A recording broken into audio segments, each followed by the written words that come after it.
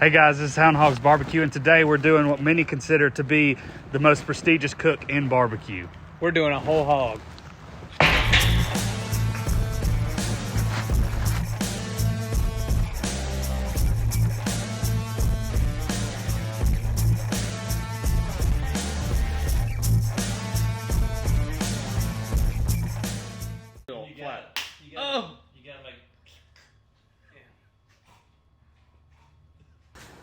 All right, guys, so this is the night before. We're getting ready to trim this thing up. This is not necessarily going to be a how-to video. It's just not, we're not experienced enough to do a how-to video. And so what we're going to do is we're going to share our experience as first-timers because, as you guys know, we want to encourage you guys to try new things and do different things with your cooking. And so that's exactly what we're going to do today. And so we're going to get this thing trimmed up, kind of let you know what we think. Zach, why don't you tell us what her name is here? Her? Her, him? I mean, you got to tell me. Well, I checked. It's a him. Was, anyway. Okay. His name's Oliver. Last name? Close off. Close off. All right. So we're going to get this thing flipped over, and we're going to go ahead and get to trimming on this thing. I have a feeling it's going to take a while with us being inexperienced, so let's get to it.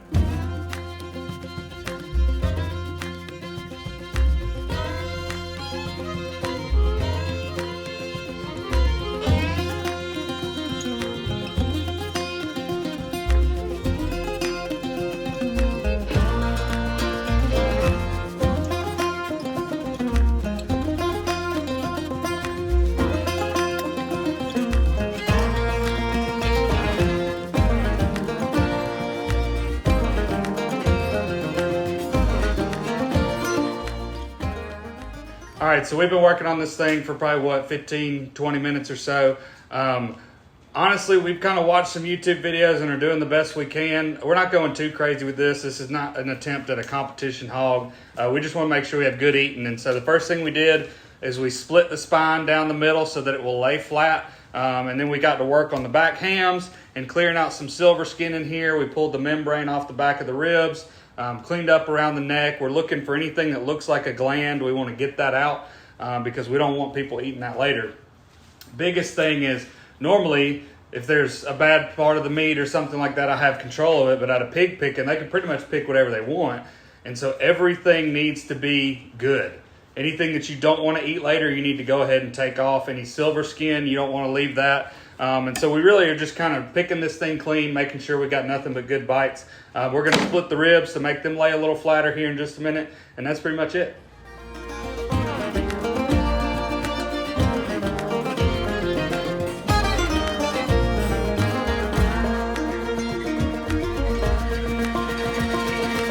All right, so first of all, that little, what is that tool? Well, I keep calling it something wrong, I know. What is it? I just call it a multi-tool. Multi-tool, it's the little thing with the blade that just vibrates like that.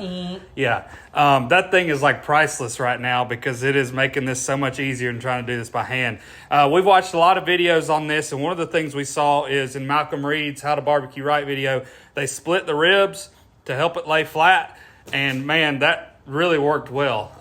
Just kind of cutting them down the middle. You don't want to cut through to the meat because you want the meat to stay attached. You just want to split those bones right down the middle. This thing's laying really flat, and I think is actually looking really good. Our bacon's cleaned off. We're actually about to prop the head up. We got to cut some of the neck bones out to do that, and then we're going to be ready to get this thing injected and seasoned.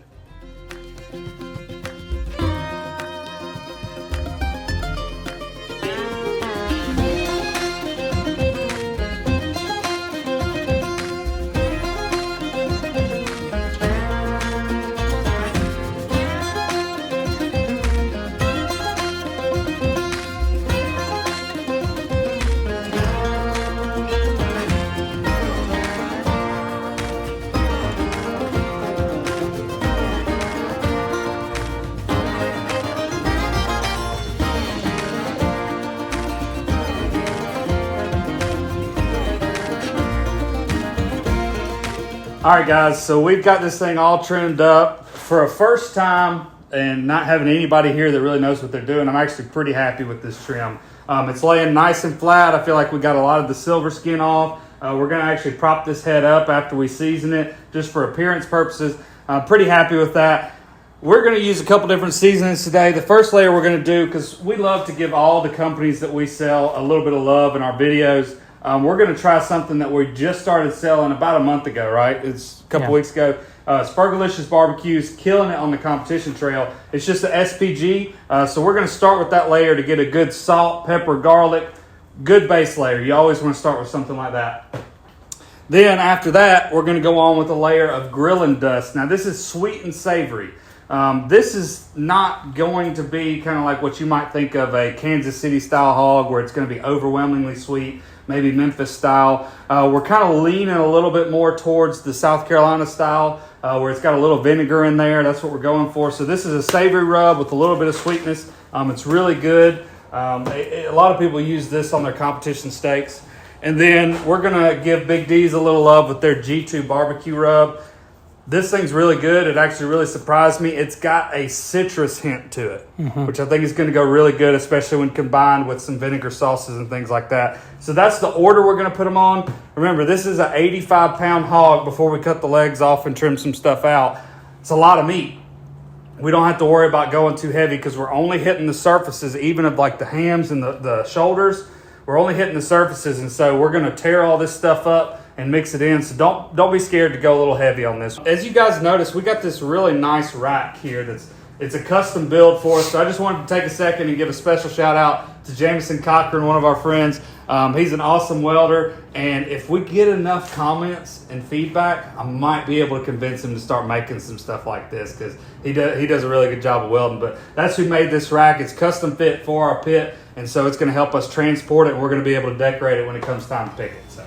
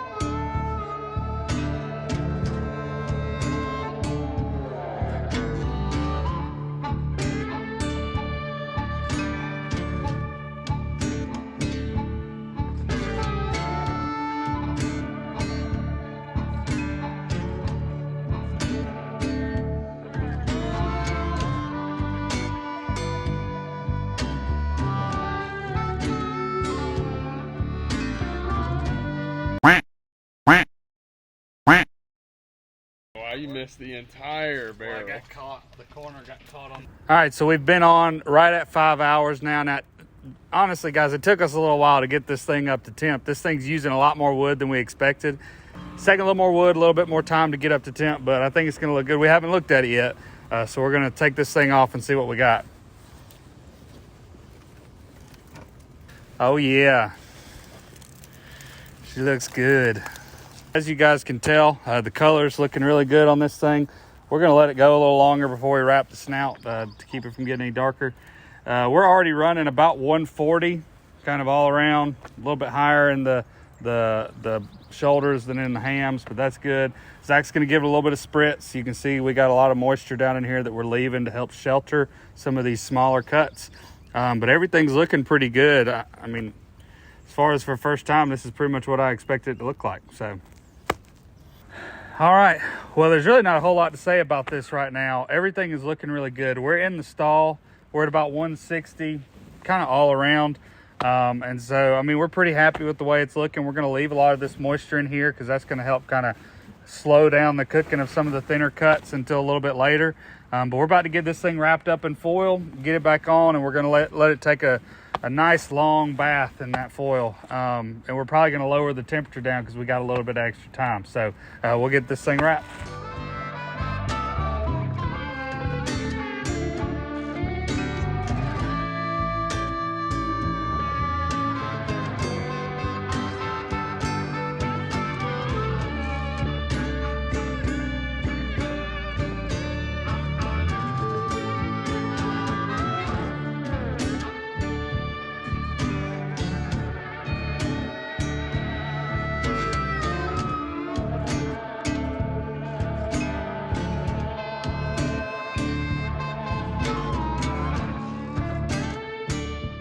All right, so while we're waiting on this pig to get done, let me kind of talk to you about the pit here. Now, first of all, I have to give a lot of credit to Marcio Borgazon for all his help with this pig. I mean, I just messaged him because me and him have talked before, and I just asked for some help, and he was nice enough to help me build a pit from afar. I was the one doing the work. He didn't come out here and do that. But he kind of told me what I should be looking for to build, and also gave me some tips. He FaceTimed me when we were trimming the pig to help me out a little bit. And so you guys need to go follow Hog Addiction Barbecue on Facebook and all the social media sites, because he's a world champion hog cook, and he cooks more hogs than I'll probably ever cook in my life in 1 year. But this pit, classic old-fashioned cinder block pit. I kind of did a few upgrades here. It's 4 blocks high to the rack. Okay, so about the 4th block, that's where my T-posts are running across, and that's what's holding our rack. And then I've got 1.5 blocks on top of that. I've got 2 layers of sheet metal here to help insulate it and to keep it covered. And then we got these big cast iron steel plates right here that open up into our actual pit where the coals go, and that's where we're shoveling. Every time we pull something out of the burn barrel, we're putting it in here in the corners. A little bit of sand in there and some bracing right here. You don't have to mortar these in. This is something I decided I wanted to build permanently into my backyard, so I went ahead and mortared it in. But other than that, you could just get these blocks, find a temporary location, and stack them in this same orientation, and then put your pit in there.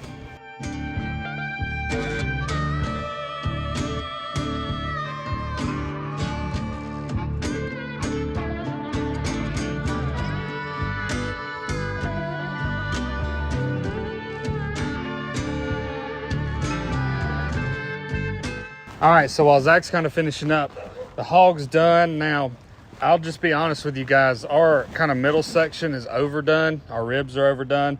That's just inexperience on our part because we don't really know how to balance that. But we were going for good eating hog, not necessarily competition level hog, so it's still going to be good eating. What we do is we have a mix of 3 different sauces. We have basically 2 parts all queued up, all sauced up sauce. We have 2 parts Blues Hog Tennessee Red sauce and 1 part Sweet Southern Shine from Hottie Toddy. Gives you the vinegar, it gives you kind of the tomato, and it gives you a little bit of that sweetness to go in here. It's going to leave a really good color on here.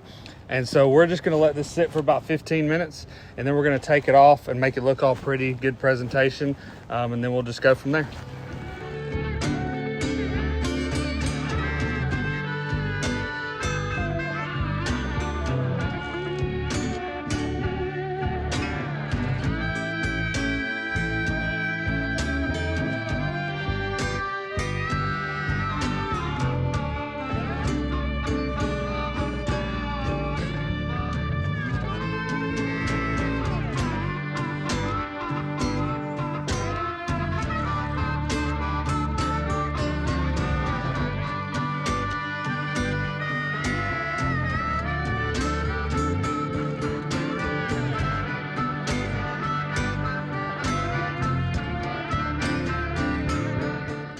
All right, guys, it has been a pretty long day. We put this pig on about, 13 and a half hours ago. We slowed it down kind of midday because our party wasn't until later, so we wanted to kind of let it take its time getting where it needed to go. I think it finished perfectly. I mean, the thing is super tender. It's a little bit darker than what we would like to see if we were doing a competition, but it's our first hog, and it don't look that bad. Not too bad. Not too bad. I'm pretty happy. We decided to pretty it up with the greenery and the oranges because we got a little citrus in one of our rubs, so I wanted to put the oranges out here. So we're just going to give it a taste, and then we're going to let our guests dive in, and we're going to be done with this thing. So you mind, I think it's probably a little hot. Give me a little piece of that belly right there. That's what I want. Yeah, that was very hot. Pretty hot. I can tell you, it looks good already. Mm-hmm. Smells good. I really don't want to burn myself. I want my mouth's watering. Is your mouth watering? Uh-huh. All right, that's good. I'm pleasantly surprised. And that's probably one of the areas that's overdone. Yeah. Because this middle section, because where inexperience is overdone, and I kind of expected that. Again, we want to thank Marcio from Hog Addiction. You guys go check him out, because I wouldn't have been able to do this, build this pit without him, and we wouldn't have been able to make this cook as successful without a couple tips from him. But you know, we always say turn ideas into realities, get out there and cook something new. And so we wanted to put our money where our mouth is. This is something that not only was kind of an expensive experiment, but it was something we had no experience doing, but we were going to give it our best shot, and it actually turned out really good. So we want to encourage you guys to do the same. We'll catch you next time.